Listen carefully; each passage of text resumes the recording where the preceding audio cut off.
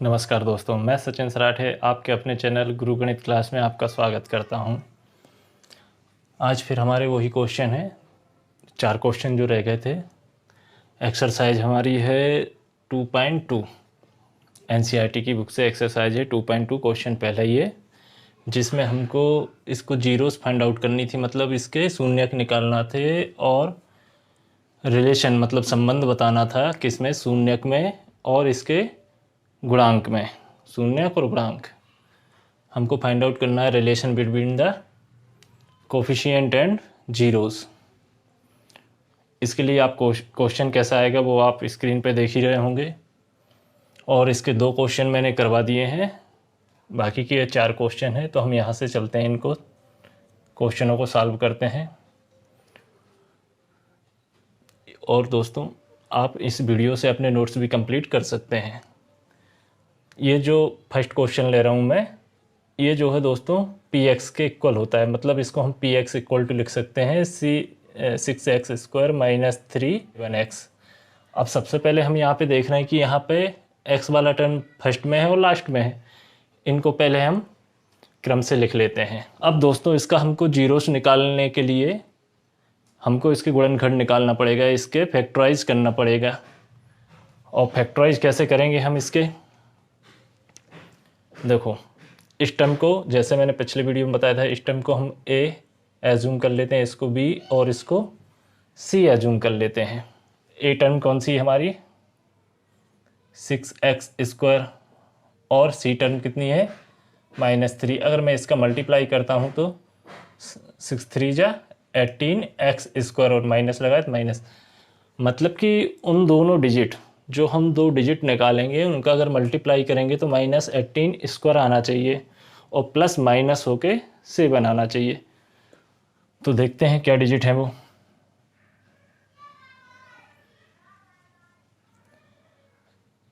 ये पहली डिजिट को हम सेम लिखेंगे 6x², इसको हम तोड़ते हैं, कौन कौन सी डिजिट होगी, -9x और +2x और लास्ट वाली डिजिट सेम की सेम। ये जो लिखी है ये इस 7 को तोड़ा है हमने। अगर 9 में से 2 माइनस हो जाएगा, मतलब एक प्लस का एक माइनस का है, अपोजिट साइन है तो हमेशा माइनस ही होता है और साइन बड़ी डिजिट का आता है, तो ये दोनों माइनस होकर 7 बच जाएंगे। लेकिन बड़ी डिजिट माइनस की है तो माइनस का 7। यहाँ तक क्लियर। अगर फिर भी नहीं आ रहा है आपको तो आप एक काम करिएगा, जो 18 है इसका आप एलसीएम निकाल लीजिए। 2 9 जा, 3 3 जा और 3 1 जा। अगर हम इसका पेयर बनाते हैं तो कितना हो रहा है, 9 और बच कितना रहा है, 2। मतलब कि हमारा 9 और 2 इन्हीं में से जो इसके फैक्टर आए हैं, इन्हीं में से कोई भी डिजिट को, अब हो सकता है कि वो ये दोनों भी हों, इसको करके जो इतना तो हमको करना है, इसके बाद हमको ही देखना है इसमें से रहेगा, इसी में से कि कौन कौन सी को पेयर बनाने पे या कौन सी मल्टीप्लाई करने पे बन रहा है। चलिए अब हम इसको आगे सॉल्व करते हैं। अब इसका फैक्टराइज करना है, यहाँ तक तो क्लियर है। अब क्या करेंगे, हम इन दोनों में से कॉमन निकालेंगे और इन दोनों में से जो भी छोटी डिजिट होगी और जो दोनों में अवेलेबल होगी वो कॉमन आता है। जैसे इन दोनों में 3 छुपा हुआ है तो 3 ले लेंगे कॉमन, x दोनों में है तो x कॉमन ले लेंगे। तो यहाँ से क्या बचेगा, 3 2 जा 6 और एक x कम हो जाएगा, और यहाँ पे 3 3 जा 9, x तो कॉमन ऑलरेडी ले लिया है। हाँ दोस्तों, अब इसको हमने कॉमन लिया है, इसमें से कॉमन लेने का मतलब डिवाइड करना है। जैसे हम इस डिजिट में इसका काम डिवाइड करेंगे तो क्या बचेगा, ये, और इसमें डिवाइड करेंगे तो क्या बचेगा, ये। सेम यहाँ करते हैं, यहाँ पर क्या कॉमन आ सकता है, इसमें से तो कुछ भी कॉमन नहीं आ रहा है तो 1 ले लेते हैं कॉमन। तो यहाँ पे क्या बचेगा, 2x - 3। अब देखिए यहाँ पे दोनों ब्रैकेट सेम हो गए हमारे, तो एक ब्रैकेट कॉमन ले लेते हैं, 2x - 3। हमने इसको कॉमन ले लिया इतने को, तो बचा क्या, 3x बचेगा। और यहाँ से इसको कॉमन ले लिया तो इसकी जगह पे क्या बचेगा, प्लस का 1। ये हमारे वेक्टर आ गए दोस्तों, इसके गुणनखंड आ गए। अब हमको जीरोस फाइंड आउट करना है, तो क्या करेंगे, शून्यक के लिए, शून्यक के लिए ये जो px है इसकी वैल्यू हो जाएगी 0। मतलब इसकी जगह 0 रखेंगे तो ये सब 0 के इक्वल हो जाएगा। या क्या लिखेंगे, 2x - 3 = 0। एक बार में एक ब्रैकेट, अगली बार में दूसरा ब्रैकेट लेंगे। तो हमारा x = क्या जाएगा, पहले तो 2x, 3 को हम ट्रांसफ़र करेंगे, यहाँ से ट्रांजिशन होगा 3 प्लस का हो जाएगा। तो x = क्या जाएगा, अब ये 2 इधर मल्टीप्लाई में उधर जाएगा तो डिवाइड में हो जाएगा 3/2। या अगली बार अब दूसरी डिजिट ले लेंगे। अभी ये वाला लिया था, इसको 0 के इक्वल किया, अब ये वाला ले लेते हैं। तो इसमें क्या है, 3x + 1 = 0। 1 को उस साइड पहुँचाएंगे तो प्लस का है तो माइनस का हो जाएगा। x की वैल्यू फाइंड आउट करनी है तो -1, यहाँ 3 मल्टीप्लाई में है, इधर जाएगा तो ये डिवाइड में हो जाएगा। अब हम आपको शून्यक मिल गए, या तो ये शून्यक होगा या ये शून्यक होगा। अतः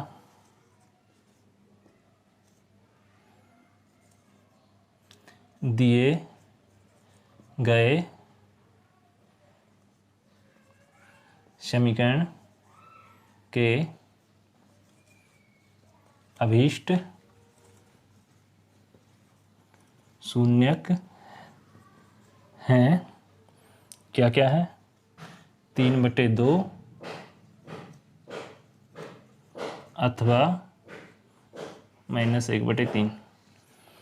या तो 3/2 होगा या 1/3 होगा, ये दो शून्यक है। अब दोस्तों यहाँ तो हमारा सिर्फ शून्यक निकला है, लेकिन इसने क्या पूछा था, ये शून्यक जो निकले हैं इसमें और इसके गुणांक में संबंध स्थापित करना है। तो दोस्तों यहाँ तक आप राइट डाउन कर लीजिए, फिर इसके बाद मैं इसको इरेज करता हूँ। हाँ तो दोस्तों जो हमारा 2 शून्यक आए थे, एक आंसर तो हमारा यही हो गया था जो 2 शून्यक आए थे। अब उसने पूछा इसका रिलेशन, किसका, गुणांकों का, और शून्यकों में संबंध स्थापित करना है हमको। तो क्या लिखेंगे हम, शून्यकों का योग, sum of zeros, sum of zeros. और सम ऑफ जीरोस मतलब, और ये 2 शून्यक जो हमारे निकले हैं दोस्तों, ये एक अल्फ़ा होता है और दूसरा बीटा करके एज्यूम करते हैं। ऐसा इसलिए लिख रहा हूँ मैं कि एक अल्फ़ा और एक बीटा, तो इससे आगे वाला क्वेश्चन है वो आपको समझ में आ जाएगा। शून्यकों का योग मतलब ये अल्फ़ा बीटा की वैल्यू है, और शून्यकों का योग मतलब अल्फ़ा प्लस बीटा, और इसका मान क्या रहता है, -b/a। अब b -b/a क्या है, तो बताया था कि ये पहला टर्म a होता है, ये b होता है और ये c होता है। और इस टर्म को दोस्तों मैंने कैसा लिखा था, इसको बनाने के बाद x² - 7x - 3, ये हमारा नया टर्म बन गया था। तो दोस्तों हमारी एक अल्फ़ा की वैल्यू क्या आई थी और बीटा क्या आई थी, अल्फ़ा था 3/2 और बीटा -1/3। तो अल्फ़ा की जगह अल्फ़ा की वैल्यू हम पुट करेंगे 3/2, और बीटा की वैल्यू कितनी थी, प्लस सम है, योग है, मतलब इसको मैं बड़ा ब्रैकेट लिख देता हूँ, योग है मतलब ए वाला प्लस हो जाएगा। अब देखिए इसके साथ में क्या हो जाएगा, ये तो सेम रहेगा 3/2, ये प्लस और माइनस का ब्रैकेट लगाए मतलब मल्टीप्लाई होगा, तो प्लस माइनस का मल्टीप्लाई माइनस हो जाएगा 1/3। अब इसको हम सॉल्व कर लेते हैं। सॉल्व कैसे करेंगे, ऐसा भाई माइनस का रैशनल नंबर के बीच में माइनस का साइन आ गया, माइनस या प्लस का दोनों का आए तो क्रॉस मल्टीप्लिकेशन हम लोग करते हैं, तब क्या हो जाएगा, 3 3 जा 9 -2 बन जा 2, ऐसा मल्टीप्लाई होगा और ऐसा होगा, और नीचे का नीचे आपस में होगा, 3 2 जा 6। तो ऊपर क्या आ जाएगा हमारा 7, 9 में से 2 जाएगा 7 और नीचे आ जाएगा 6। अब ये वैल्यू की कौन सी होती है हमारी, b की होती है और ये a की होती है। तो b देखिए हमारा यहाँ पे 7 है कि नहीं है, और ये 6 है कि नहीं, साइन क्या है, इसमें माइनस है, इसमें कुछ नहीं है। तो हम इसको यहाँ पे माइनस लिख के यहाँ पर एक माइनस का मल्टीप्लाई कर देंगे, क्योंकि माइनस माइनस प्लस हो जाएगा। तब ये माइनस क्या है, कौन सा है हमारा, बी क्या है, एक्स है। तो एक्स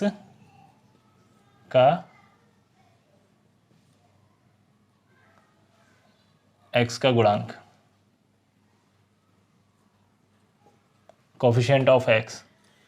और ये क्या था हमारा, ए था, और ए में एक्स स्क्वायर है, तो इसको क्या लिखेंगे, एक्स स्क्वायर का गुणांक।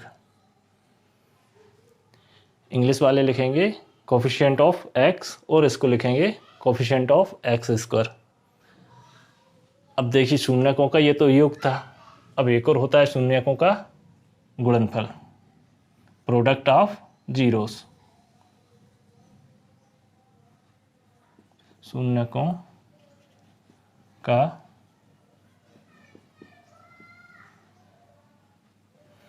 गुणनफल, प्रोडक्ट ऑफ जीरोस।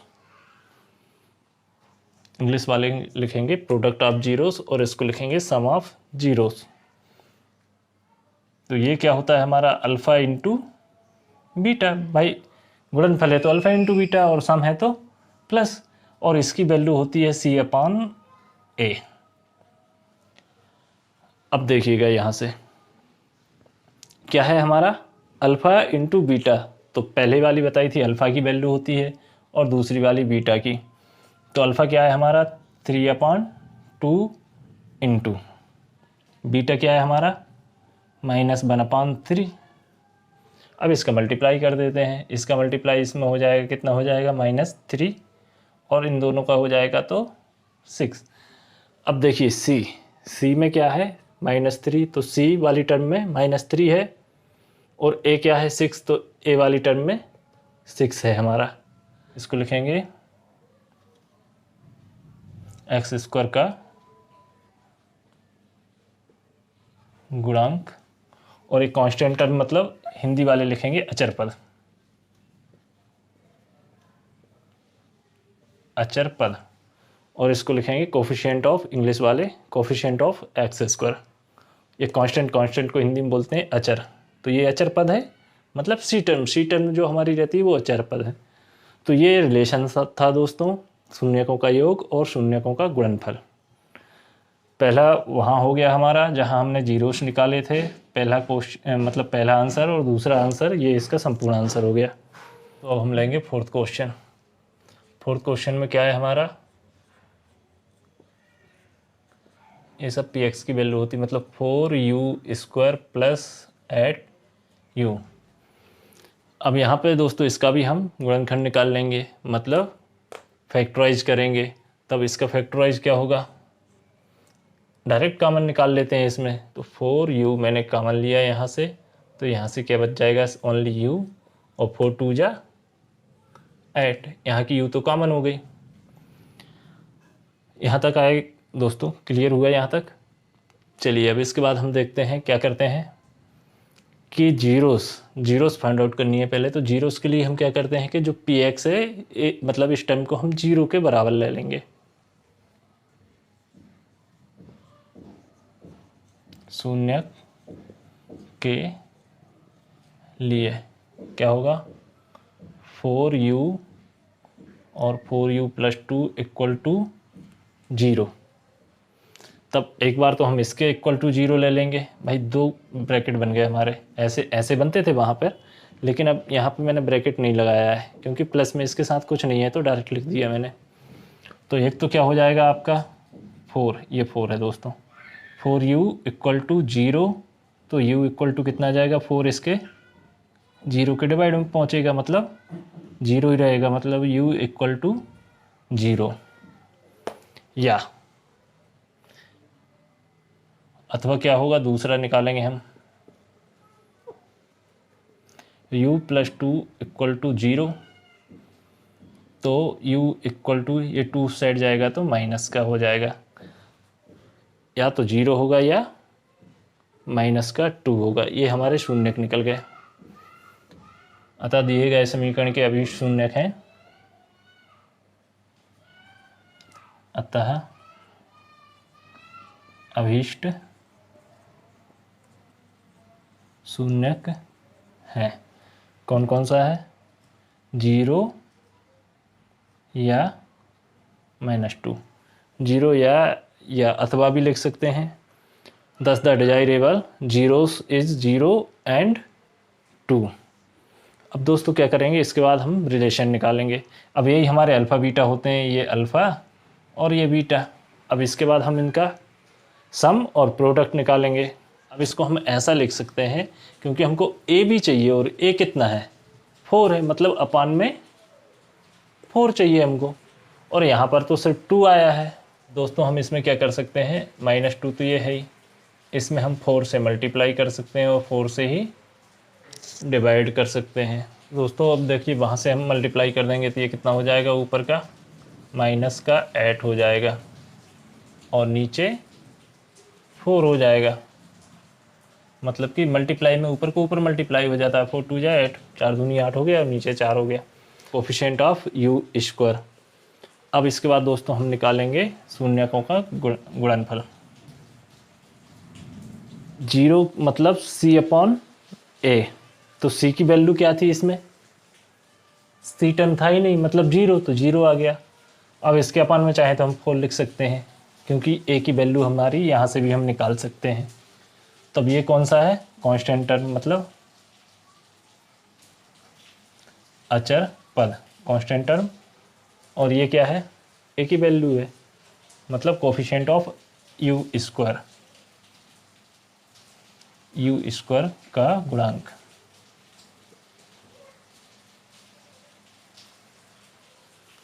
ये वाला क्वेश्चन है। अब यहाँ पर हम देख रहे हैं दोस्तों कि इसमें सी टर्म है ही नहीं, सी टर्म है, बी टर्म नहीं है इसमें। इस कंडीशन में रूट से रूट का मल्टीप्लाई होता है तो रूट हट जाता है, और ये सिर्फ रूट के अंदर की डिजिट है वो बचती है एक बार। तो उसी कंडीशन पे हम यहाँ देख रहे हैं, यहाँ पर हम इसको ऐसा लिख सकते हैं, सॉरी कैसा, टी स्क्वायर माइनस 15 का रूट लगा के स्क्वायर लिख सकते हैं। अब इससे क्या होगा कि रूट्स का रूट मल्टीप्लाई होगा, रूट हट जाएगा और स्क्वायर भी हट जाएगा, तो सेम डिजिट आ जाएगी। अब इस कंडीशन में क्या होता है दोस्तों कि यहाँ पर हम देख रहे हैं 2 स्क्वायर, एक स्क्वायर ये है, एक स्क्वायर ये है, और इन दोनों स्क्वायरों के बीच में एक माइनस का साइन है। जब ये कंडीशन होती है तो एक बार प्लस होता है, एक बार माइनस होता है, मतलब ये आइडेंटिटी होती है, फार्मूला होता है ए स्क्वायर माइनस बी स्क्वायर, इसके बराबर होता है ए प्लस बी और ए माइनस बी। मतलब दो वर्गों के बीच में एक बार ऋण चिन्ह होता है तो एक बार जुड़ता है, एक बार घटता है।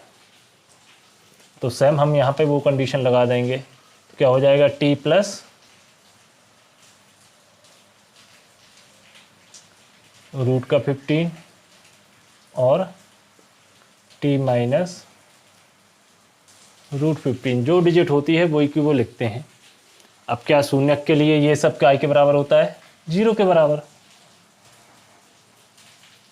शून्यक ज्ञात करना है, मतलब कि शून्यक ज्ञात करने का मतलब ये रहता है कि ऐसी कौन सी संख्या है जो हम यहाँ पर पुट कर दें, टी की वैल्यू एक्स की वैल्यू कौन सी है पुट कर दें तो ये पूरी इक्वेशन 0 के इक्वल हो जाए।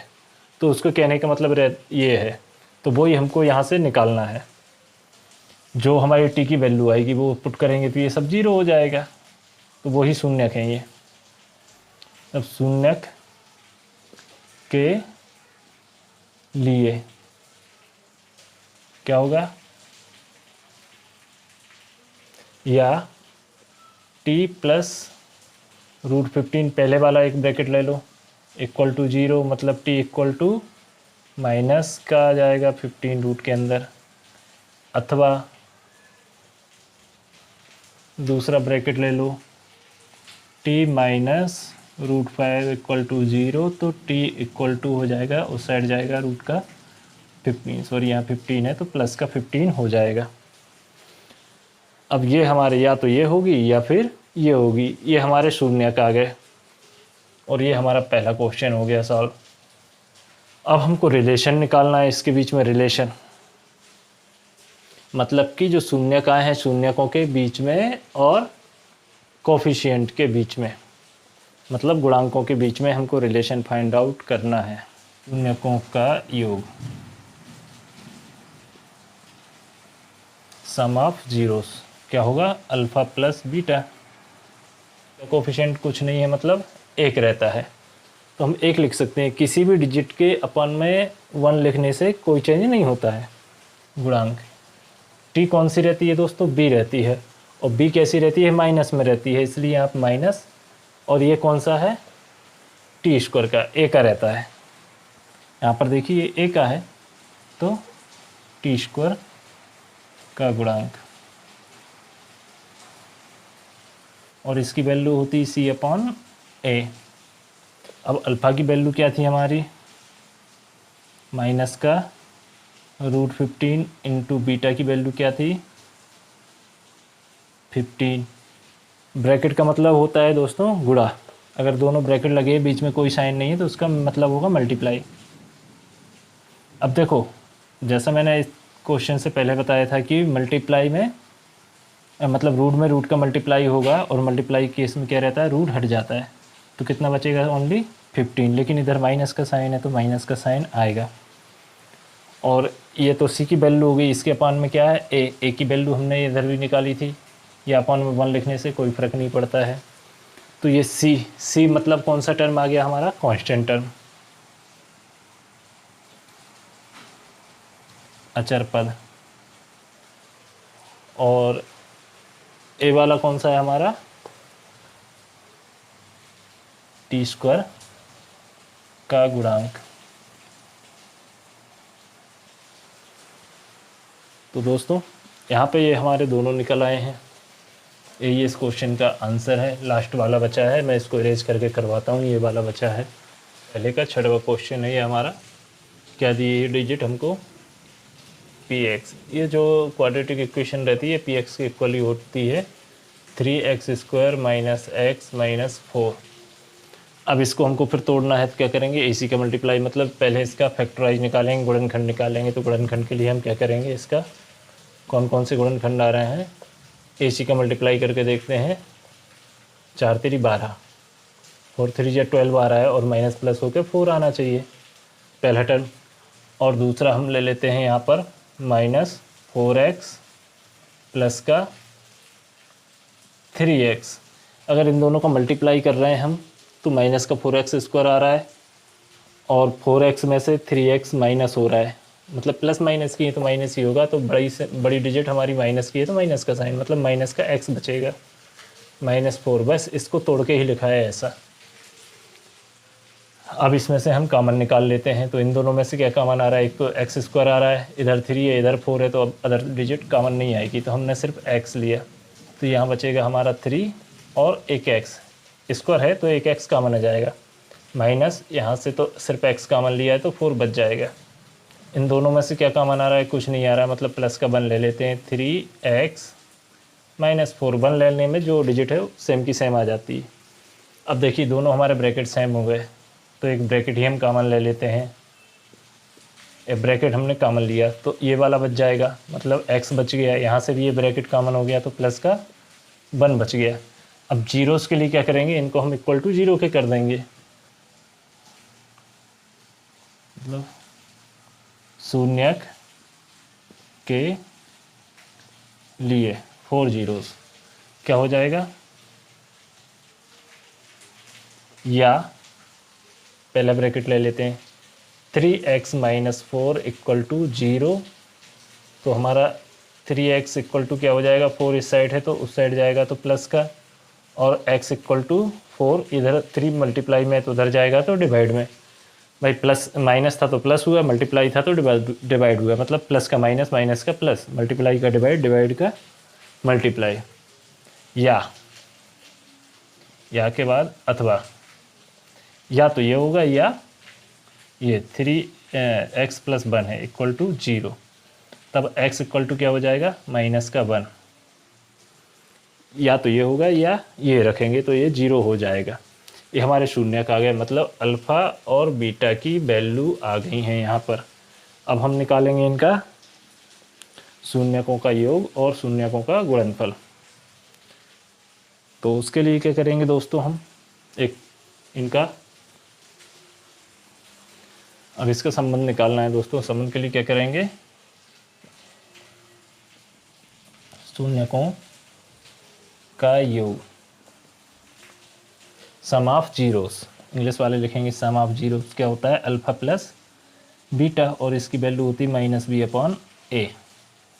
अब अल्फ़ा प्लस बीटा मतलब इन दोनों को हम प्लस कर देंगे, क्या है 4/3 और प्लस दूसरी डिजिट क्या थी -1।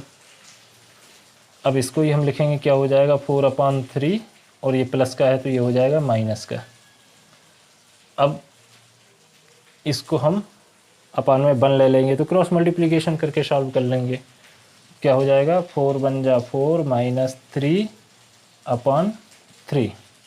इसका ऐसा होगा, इसका ऐसा होगा और ये नीचे के नीचे होगा आपस में, तब ये डिजिट आ गई हमारी। टेढ़ा चल रहा है तो यहाँ पर 4 में से 3 माइनस हो जाएगा तो क्या बचेगा हमारा 1/3। अब दोस्तों हम यहाँ पे देख रहे हैं कि ये 1 क्या है हमारा, 1 x का था और 3 x² का गुणांक था। और यहाँ भी हम देख रहे हैं ये कौन सा है, b लिखा है ना मैंने, b वाला कौन सा रहता है x और a वाला कौन सा रहता है x², मतलब ये a है ये b है और ये कांस्टेंट टर्म c है। या इसी को हम लिख सकते हैं जैसे कि -b है लेकिन इसमें प्लस का है तो हम इसको माइनस अंदर और माइनस बाहर करके भी लिख सकते हैं।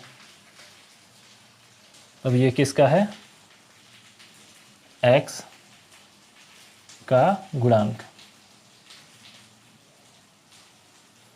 और नीचे -x लिखेंगे हैं, और नीचे क्या है 3x² का, x² का गुणांक। दोस्तों आप सेम के सेम नोट बना सकते हैं।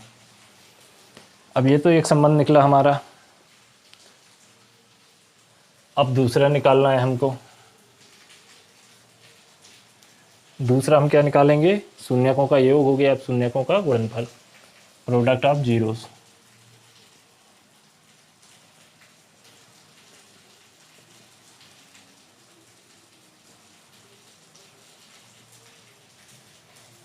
शून्यकों का गुणनफल क्या होता है अल्फ़ा इंटू बीटा, इसकी वैल्यू होती है c/a। अल्फ़ा क्या था हमारा 4/3 और बीटा क्या था -1, मतलब अल्फ़ा इंटू बीटा तो इनका मल्टीप्लाई हो जाएगा तो ये आ गया -4/3। अब यहाँ पर देख रहे हैं हमको c, इसकी वैल्यू क्या थी c/a, मतलब c वाला टर्म, यहाँ देखिए c वाला टर्म -4 और a वाला टर्म 3 है, तब इसमें संबंध हमारा सही है। मतलब ये किसका है कांस्टेंट टर्म का, अचर पद, अचर पद, और नीचे वाला क्या है x² का गुणांक, कोफिशिएंट ऑफ x²। तो दोस्तों यहाँ हमारा ये पहला क्वेश्चन पूरा हुआ। दोस्तों वीडियो अच्छा लगा तो वीडियो को लाइक, चैनल को सब्सक्राइब और हाँ कमेंट करना ना भूलें, साथ में अपने दोस्तों के साथ शेयर करें। Thank you for watching the video.